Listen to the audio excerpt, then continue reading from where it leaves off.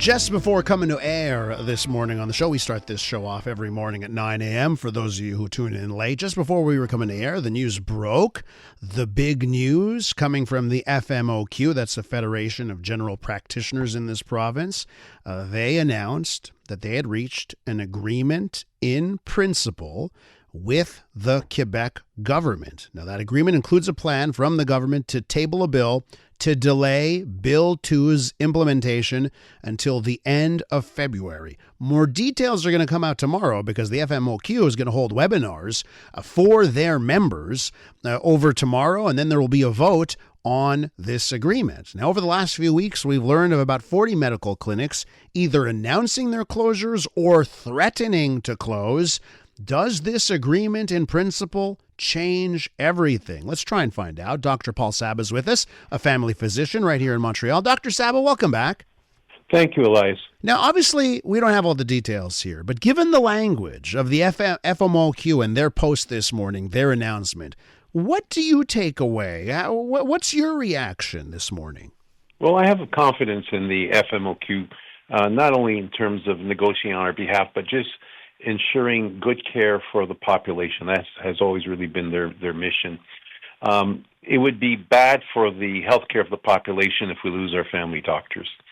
As you know, and you interviewed me on how we could fix the family medicine shortage with some key steps, having family doctors take one new patient a week, doubling up on our medical classes, inscription of getting new family doctors, and encouraging, incentivizing, senior physicians from not retiring early. What they did was the opposite. They've caused a stampede of doctors to leave. They caused doctors who were pre-retired, and I know about this firsthand, who decided they're going to retire early. Everything that was bad, they did. I mean, it makes no sense. I remember I was my dad had a clothing business, and he would be very upset if a customer left without buying something. He says, Paul, you have to make sure they buy something, not force them, but find what they need. Make sure you know what they want and need, and make it happen.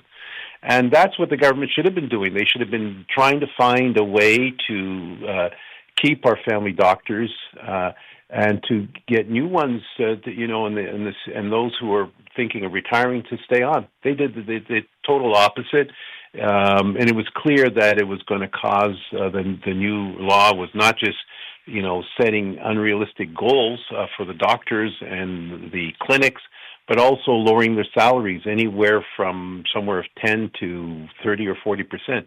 If you want to keep people, you don't lower your salaries. If I told my staff I was lowering their salary 20%, it's a non-starter. It's a non-starter. Yeah. There's other places they're going to go to. It made no sense. It was the worst public disaster that they could do, and harming the population. I know that there are those who say, well, we'll go private, but how many people can afford to go private? That's right. And you go to a private clinic, it's $200, $300, $400 for a visit for an ear infection. The person has 3 kids, 3 ear infections. It's going to cost them $1,000. People don't have that, and then. And then if they have any more serious problems, it's out of reach. With Dr. Paul Saba talking about news breaking this morning of an agreement in principle between the FMOQ, the General Practitioners of Quebec, and the Quebec government. Now, Dr. Saba, I want to talk a bit about optics here. So over the weekend, the Premier shows up and says, I'm taking over these negotiations, meets both doctors' federations. Now we have this news, apparently after a lot of negotiating beyond the weekend. Is it reasonable for me to conclude, given all of those optics and the post this morning, that all of the doom and gloom scenarios of 40 clinics closing, that's no longer on the table? How do you see it? Is that reasonable for me to interpret it that way? I will have to see what the final, what the final proposals are, and go from there. But the bad thing is, once people start the process of leaving, it's sometimes difficult to get them to go back. hopefully that they didn't go too far. Like somebody's sold their house. Well, obviously there's a problem there. Yeah. If they signed a contract with a hospital in Ontario or New Brunswick or have taken money, that makes it difficult. I think we're going to lose some. I think some of the pre-retired doctors who just say, I've throw in the hat. I hope that they will change their mind, because there's a certain period of time where you can put in, say you're going to retire, but you can always go back. The government, the college allows you to do that, so as long as you it's a reasonable period of time. So, and I think there needs to be some flexibility on all sides. And I think doctors, instead of being angry, I always tell my patients, I say, I'd be a very angry person seeing what's happening in the world if I didn't write and I didn't speak. Just being on your show, Elias, is like therapy for me. I love to hear that.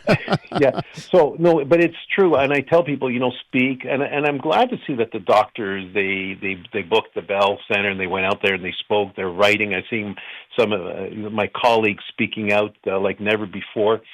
I wrote before they passed the law, because I just said, we have a shortage of family doctors, and family doctors are important for screening, preventing disease. It costs less money to have go see your family doctor and go in the emergency room, and they save lives.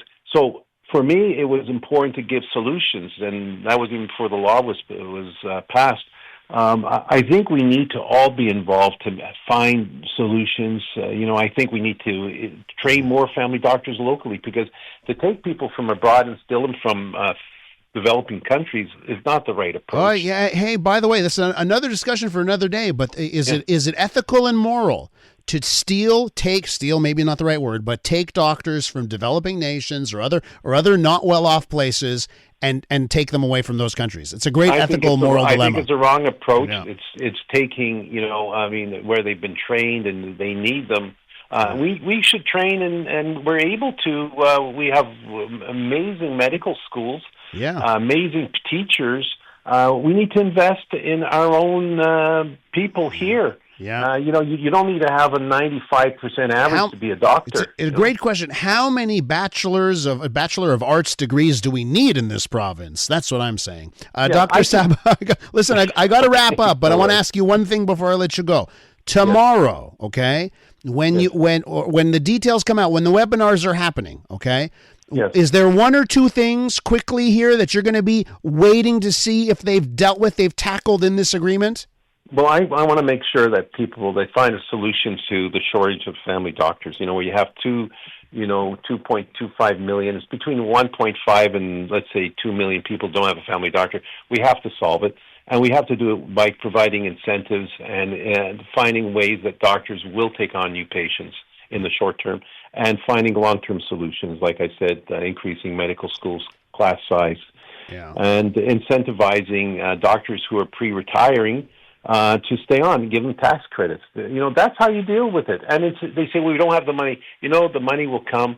We do more research. We get more investments, and healthcare is an investment. It shouldn't be. And they don't end up in ERs at the end of the day, right? Exactly. Dr. Saba, you're always great on the program. Thanks for joining us for a little bit of mutual therapy. I appreciate it.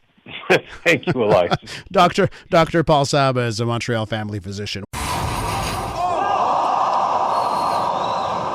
I'm Dylan Playfair. And I'm Tyler Smith. We're putting loneliness in the penalty box by talking to some of our favorite athletes about the importance of friendship. This is Bromance. Bromance is brought to you by Charm Diamond Centers, proudly Canadian-owned and operated. Charm has been part of your love stories and bromances for over 50 years. And you can find Bromance on the iHeartRadio network or wherever you get your podcasts.